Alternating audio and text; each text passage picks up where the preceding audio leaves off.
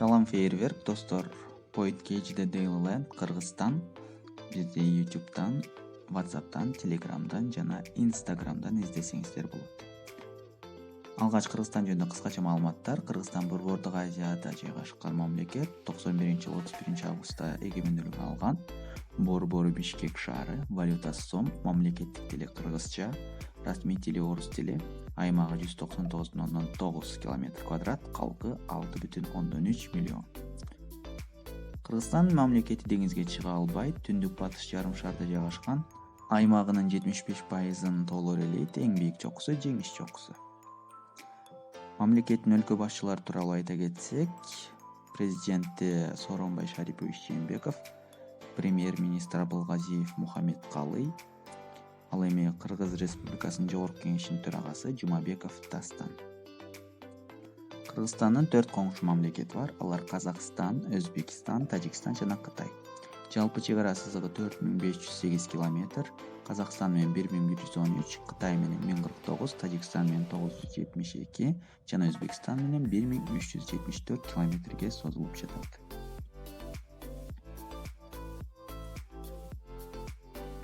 Кыргызстандын борбор шаары Бишкек шаары. Жогоруда Бишкек шаарынын борбордук көчөлөрү күндүзгү жана кечки сүрөттөлүшү берилди.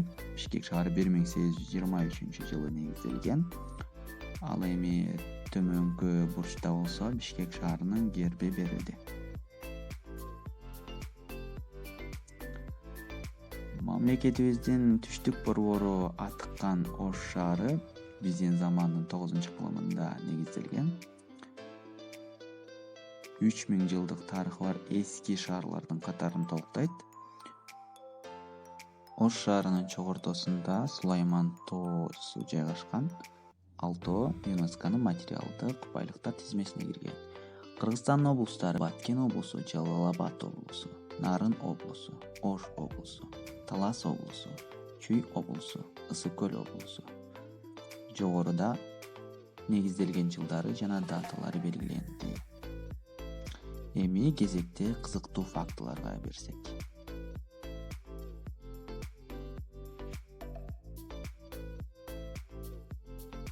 Фактыларды баштаардан мурун сиздер видеону көрүп жатсаңыздар, лайк басыңыздар жана фактылар жактыбы же эле видео жактыбы ой пикир калтырыңыздар комментарий аркылуу. Андан кийин биздин YouTube баракчабызга каттала элек болсоңуз катталыңыздар. Instagram'ыбызга подписка кылганды унутпаңыздар.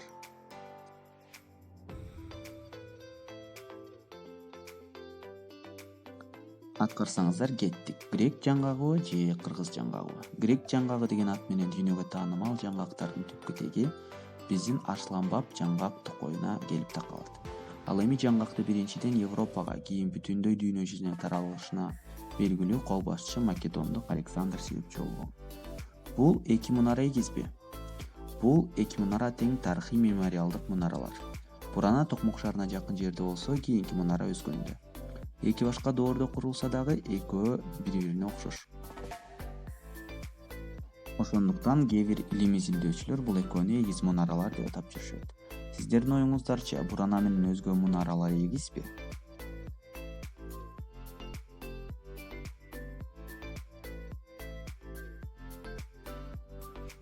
Эмне үчүн Кыргыз Бермейт аталат? Ысык көл көлү дүйнөдөгү суусу тунук көлдөрдүн сап башында.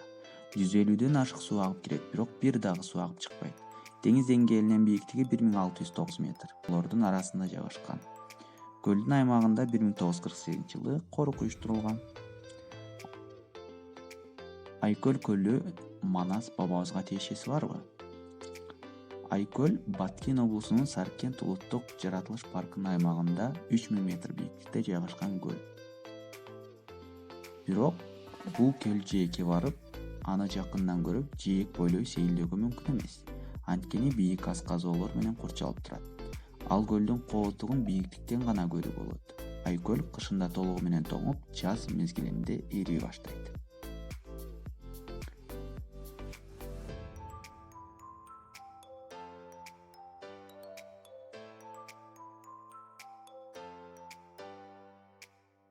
Дунган мечитинин кандай өзгөчөлүгү бар?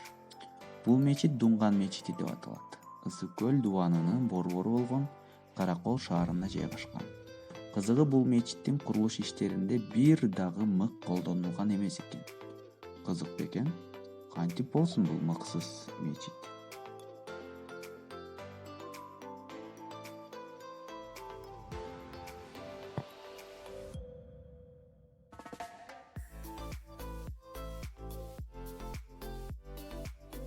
Кезекте кийинки кызыктуу фактыга беребиз.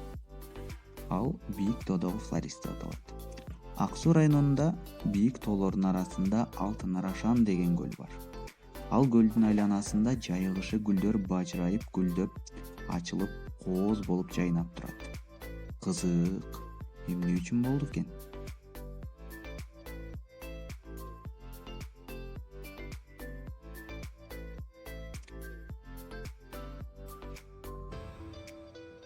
Жер жүзүндө көптөгөн аномалияларды тапсак болот. Дал ушундай аномалия Кыштут айылында да бар. Баткендин Кыштут деген айылында кышында бир ай бою күн көрүнбөйт. Ал эми жайында болсо бир ай бою түнкү асмандан айды табууга мүмкүн эмес. Мунун себебин азырынча эч ким аныктай ала элек. Балким Point Кейжинин бир досу бул сырды ачып жүрбөсүн.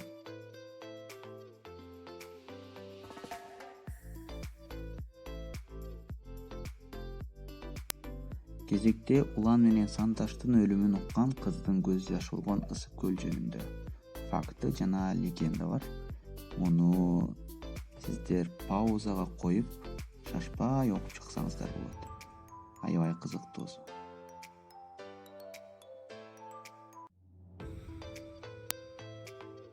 Саймалуу таш бабаларыбыздын мурасы.